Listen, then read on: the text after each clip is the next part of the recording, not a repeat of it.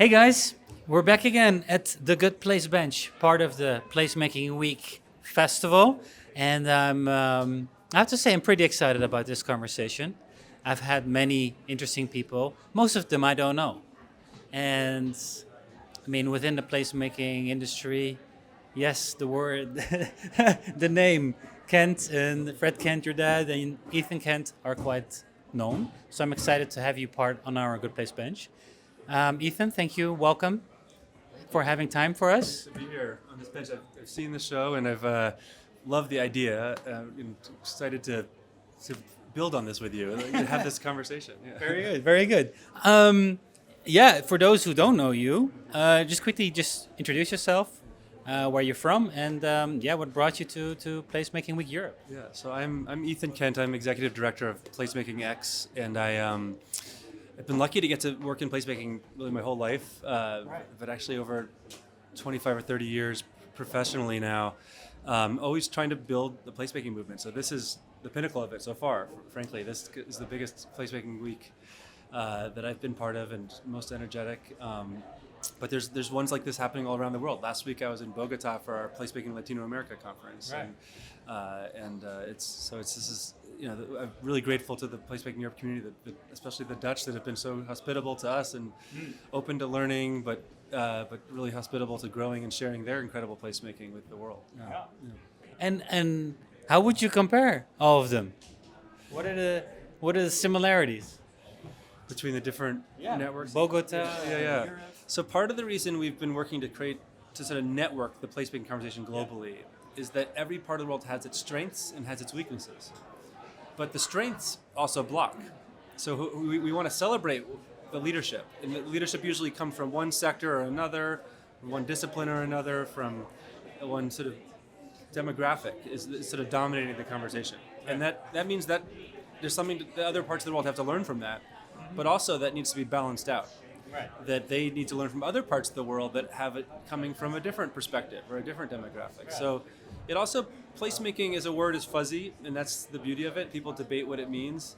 And again, if you network it globally, the answer to what it means or should mean is somewhere between all these different definitions. And people are constantly debating it. And frankly, they're evolving what it can be and what it, it really did start, our work started with basically fixing and failed public spaces that were unsafe in the 70s in New York City. And it's evolved to sort of turn upside down the shaping of cities, to start with people and places. And it's growing, I think, in the direction of a larger place movement. And, so placemaking has sort of connected all the sort of wonky word that's connected all these fun, we call them sort of zealous nuts, people that come at this from every angle, every discipline. They have nothing in common in a lot of ways, which is wonderful, but they immediately click about the sort of common cause. But we think it's building to mean really fundamentally how placemaking can be how people and places build each other up.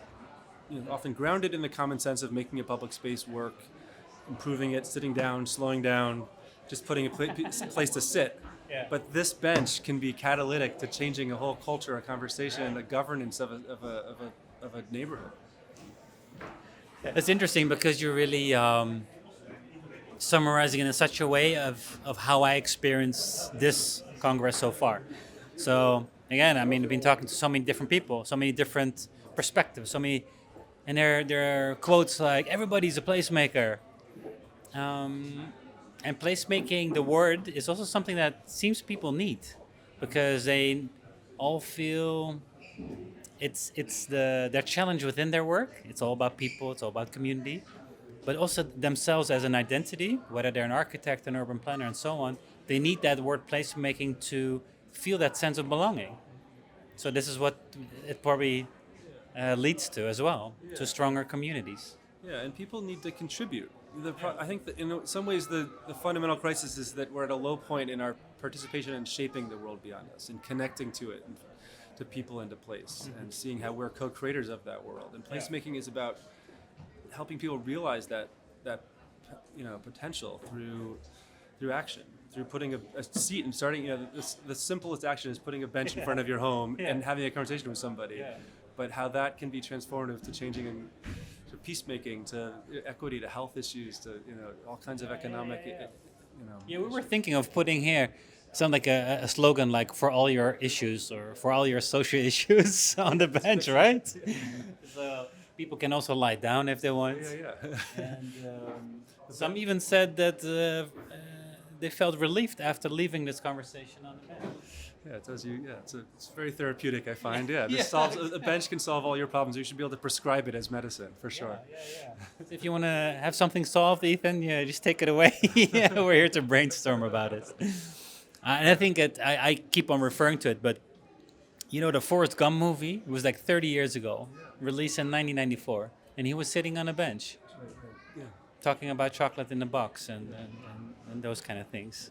So it's still relevant. The simplest thing. I don't know. You may have seen my father has this idea to change the world through starting with a bench on every corner, and it's sort of a provocative idea. And ice cream, right? And, yeah, ice cream and people eating ice cream on the bench always helps. But it's just this sort of act of contributing to the space beyond your home and connecting people there, bridging difference, taking back the intersection from cars, adding social activity to the street corner is. And Jane Jacobs talked about that as well. She's talked about this, the social life as the small change on which the wealth of a city's life may grow. Yeah. So this is powerful, but we also are at a point with the placemaking movement where we're getting attention for the small changes. We need to really talk about and connect this movement to bigger, deeper systemic change as well. Right. So we're talking about how do you reinvent democracy and participation in local economies, how place can be a partner and a catalyst for bringing out many of the best solutions that different causes and disciplines have, but aren't being able to implement because of the systems. And we think that placemaking can be a catalyst for stronger place governance at the neighborhood scale, the district and destination scale. And that's where a lot of the frontier of the conversation is, I think. Is that at the core of your work, you'd say? Or your mission? Yeah, so we've spent the first 5 years of PlacemakingX really just sort of connecting and launching all these national networks and regional networks. And we just had a global placemaking summit in Mexico City in November that looked at sort of the next goal is looking at sort of cross-cutting agendas and topics that would support and connect placemakers around the world and highlight the thought leadership within these networks on many multitudes of different issues, from like refugee placemaking to women in placemaking to health and the huge range of topics that there's incredible expertise on within these networks. Yeah. And it seems that there's a lot of achievement, a lot of progress already through these networks. Yeah, so public spaces are being activated, transformed around the world. That's the idea. It's a collective impact network. We're all doing pieces of it alone. It's not making a big impact, but together perhaps we are. But we're not shifting the status quo. We need to, the next evolution is how placemaking can be a catalyst for bringing together many causes and disciplines to create systemic change. And that's what Placemaking Europe's helping to lead with the Cities in Placemaking program, working with a dozen different cities. And that's what I think this conference is focused a lot more in depth on. But I think the conversation is broader than placemaking, right? I mean, social entrepreneurship. There's so many companies involved with, social impact change, and they're all facing probably the same systematic problems and issues, not just placemaking. So even if it should be talked about on a greater scale. For sure, yeah. We simply see place as a lens. It's not really meant to be a competing cause or discipline. It's not meant to be a discipline or profession at all. It's meant to be a way to sort of ground and disrupt the conversation to then draw out the best in others in other disciplines and leverage their resources, leverage and create more demand for their solutions as well. Mm-hmm. Yeah, I think that's been my learning as well. Placemaking is more a mindset, I think, right, than it is a profession. Yeah, and people are seeing it as a way to heal. There's trauma-informed placemaking. There's sort of a field within that. It's definitely how do we connect? A lot of our own crises come from feelings of disconnection from each other and from place, but somehow focusing on the place and the process of improving that place is a way to heal and triangulate connections to people and go deeper with people you've never met before or people you're close to. And they're seeing it as a way to heal and to bridge political divides, major conflicts as well in some cases. Get a lot of ideas at the same time. Sorry. To put it a bit more lightly, what's a good place to you? A good place is where you feel more yourself, where you open up, where you're challenged, where you're a little uncomfortable sometimes. Okay. Interesting. Where you have to feel the rhythm and find out how to get into it. But the best places really do raise you up to behave better, to contribute more to the space, to smile more, to make eye contact, to feel a responsibility to actually help make that place better just by being there. And it creates, so there's these virtuous cycles of people contributing to places and making them better together. And in a way, it's these nodes around the world where people are drawn to contribute to the place and always challenge how it's defined and not let it always ever be sort of too narrowly defined by one group or one idea. Those are the nodes that have the greatest power to shape culture. That's really where culture is created. Culture is created through how people interact in public space, essentially, and preserve it and debate it and disrupt it. But I think it's great places in many ways that are the nodes that the culture can advance and evolve and change, and communities can be brought together. And you start a great place with a bench. A great place starts with a bench. What do you think of this bench? This is very comfortable. I love Because you seem to be someone who has been sitting on many benches in his life. A lot of benches. Yeah. You're the one that's doing the ultimate test drive. The angles. It's key to get the angle right for the social distance. Social distance and the right ability to have the right comfort in this way. Because you want to be both experiencing the place. You want to have a level of connection to others and openness to others, and while connecting to the people you're with. So the shape.